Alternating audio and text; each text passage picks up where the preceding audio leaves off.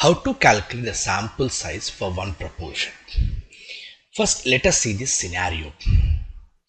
A medical researcher wants to study the proportion of patients who experience side effects after taking a new vaccine for a viral infection. Based on previous study, it is estimated that 40% of the patient experience side effects. So to calculate sample size for this type of scenario, we are using this formula. In the earlier video, I have used for the same scenario, I have used another formula where we have margin of error and proportion only. But in this formula, we have power based approach. In the sense, we use this when we want to detect a specific difference delta from a hypothesized proportion with a given power and significant level. So the power is shown as 1 minus beta, okay, and the significant level is alpha. Delta is a specific difference from a hypothesized value. So these values, when you are considering these to be in the formula, especially the power of the test, then we need to consider this formula. If you want to have only margin of error and proportion without any significant level and without any power test, then we can use the other formula which I have shown in the other video. But if you want to have the power tests and a significant value and detectable differences, then we are going to use this formula. Now, in this formula, n is sample size.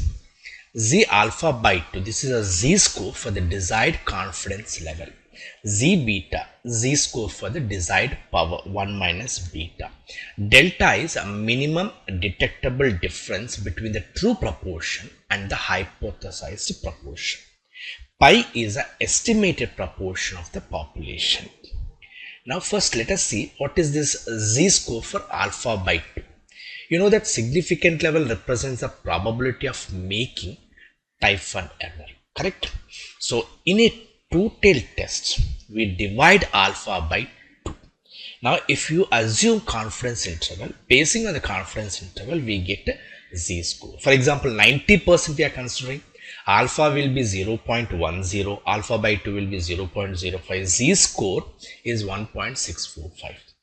If we are taking confidence level as 95%, then alpha is 0.05, alpha by 2 is 0.025 and the Z score is 1.96.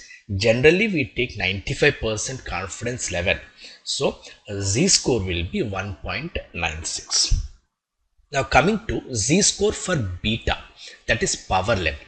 You know the power of the test, that is 1 minus beta, represents the probability of correctly rejecting a false null hypothesis. So beta represents type 2 error rate. Now basing on power level, Z scores are considered. If you take power level of 80%, beta will be 0.20, Z score will be 0.84. If the power level is 90%, then beta will be 0.10 and the Z score is 1.28. Generally, we take 90% power level, so Z score will be 1.28. Now, if you substitute these values in the formula, that is Z score as 1.96, Z beta as 1.28, and minimum detectable difference, we are taking 5%, that is 0.05. And in the scenario it is given, the case it is given, the estimated proportion they want is 40%, that is 0.40. We'll substitute these values in the formula. If you substitute these values in the formula, the n value we are going to get is 1008. So the researcher need to include at least 1008 patients in the clinical trial to get the scenario what we have discussed. Now you can see this formula, according to this formula, sample size 1008, so a very large sample. But in the earlier video, when we are using only estimated margin, Okay, we got 369. So why we got more sample here? Because we have taken 90% of the power. If you make this power the test to 80%, the sample will reduce. If you reduce the power level, then automatically the sample size also gets reduced. Since you have taken 90%, we got 1008. If you take 95% of the power, it will still increase. So this formula is used when we have a power level to be detected, okay, power of the test, and we are talking about the discrepancy also, that is delta value of 5% also we have taken. So I wish this video will be useful for your research. Thank you.